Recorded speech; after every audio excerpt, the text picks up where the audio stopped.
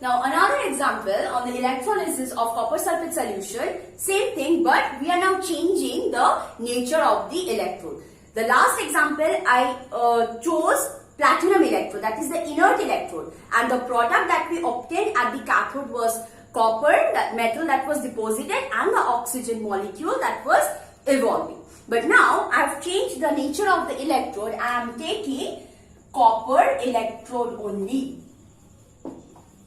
And this copper electrode is an active electrode. So this copper is active electrode. And the electrolyte is copper sulfate itself only.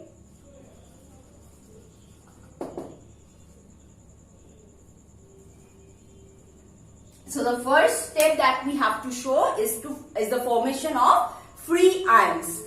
So the first one is copper sulfate forming copper 2 plus ion and sulfate ions. Since it is a solution, aqueous solution, so hydrogen ion will also be liberated as well as hydroxyl ion. So free ions from water will also be formed. Now again, two cations are there and they will be discharged preferentially at the cathode. So the second thing is the cathode reaction. So both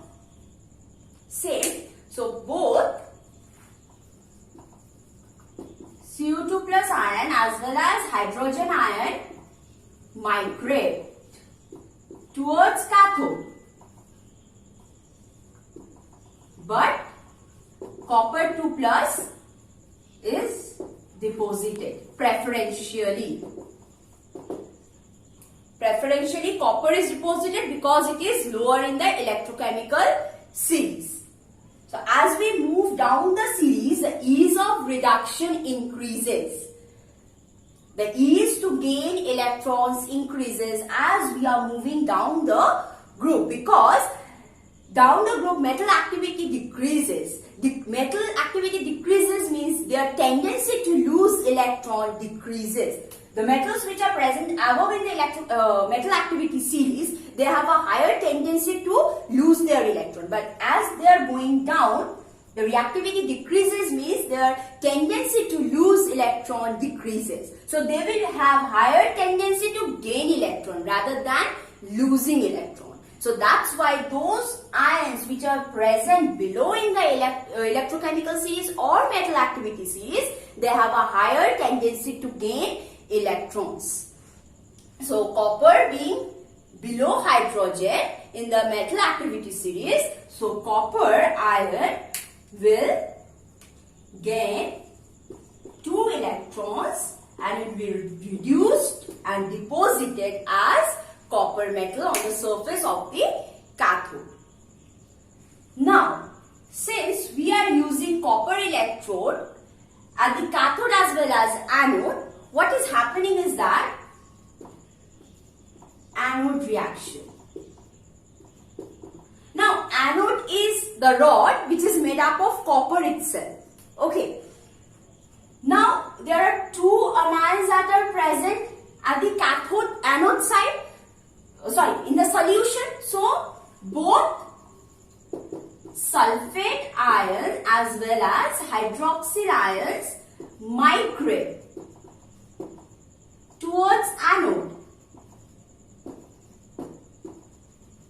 but none are discharged. Why? Because the nature of electrode that we are using is an active electrode, and I have said active electrode means they will take part in the electrochemical reaction or the electrolytic reaction rather.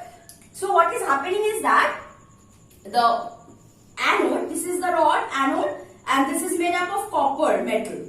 Now in the solution copper ions are present.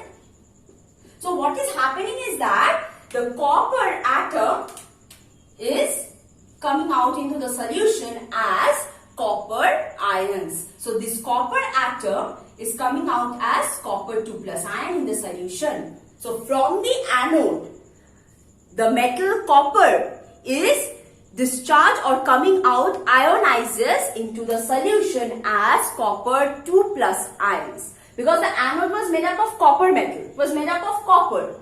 But now since it is active, so it will be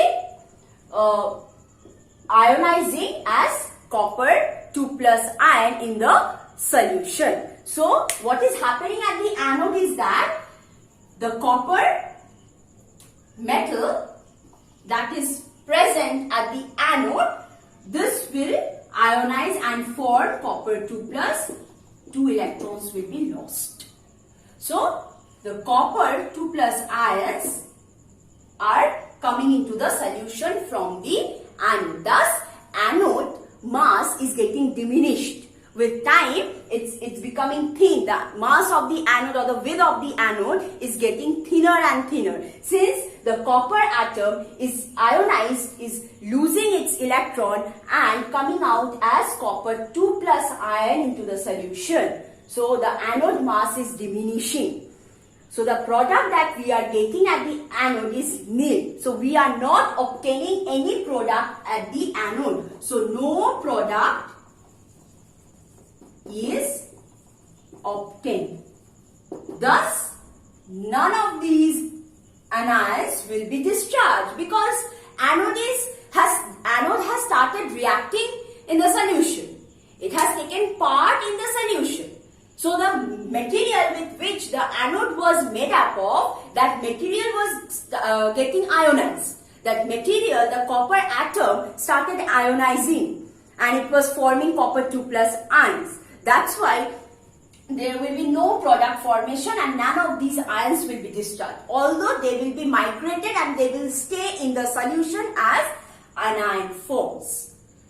So the product that we are obtaining when we are using active electrode is that at the cathode we are getting normal copper metal that was getting deposited, but at the anode we are getting no product. Rather, the anode was diminishing its mass. The rod was getting thinner and thinner with time. And the copper ions that are formed, they are again migrated towards the cathode, towards the negative terminal of the battery, and it was again getting reduced and deposited on the surface of the cathode. So on the other hand, the cathode mass was increasing. Since the ions that was coming from the anode was getting migrated towards the cathode and getting reduced and deposited on the surface of the cathode. So anode mass was diminishing, but the cathode mass was increasing. So this is the difference in the observation when we are changing the nature of the electrode. So let's see what are the observation or the difference when we are using copper electrode and platinum electrode during electrolysis of copper sulfate solution.